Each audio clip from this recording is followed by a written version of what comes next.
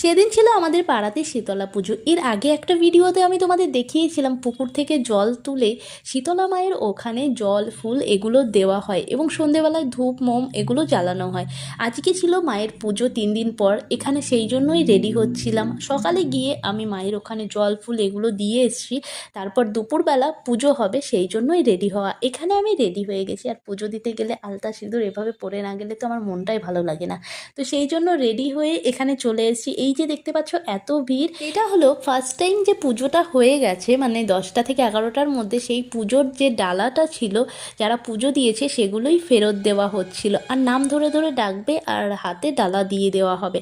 আর second time যে পুজোটা শুরু হবে সেটা হলো প্রায় 12টা 12:30 থেকে পুজোটা শুরু হবে। তারপর এই পুজো শেষ করে মনসাতলা দেখতে পাচ্ছ, এই মনসাতলায় পুজো দেওয়া হয়। তার জন্য এই যে মনসাতলার ডালাগুলো রাখা আছে আলাদা করে। আগে মা শীতলার পুজো হবে, তারপর এই পুজোটা হবে। তারপর সন্ধেবেলাতে মায়ের এখানে ধূপ মোম এগুলো জ্বালিয়ে দেওয়া হয়। এখানে যারা মানত করে থাকে ধুনো পোড়া, তারপর দণ্ডি কাটা, এগুলো সব কিছুই এখানে হয়। এটা হলো মা ষষ্ঠীর তলা। এখানে কোনো রকম মূর্তি নেই, শুধুমাত্র মা ষষ্ঠীর একটা শিলা পাথর রয়েছে, তার উপরেই পুজো হয়।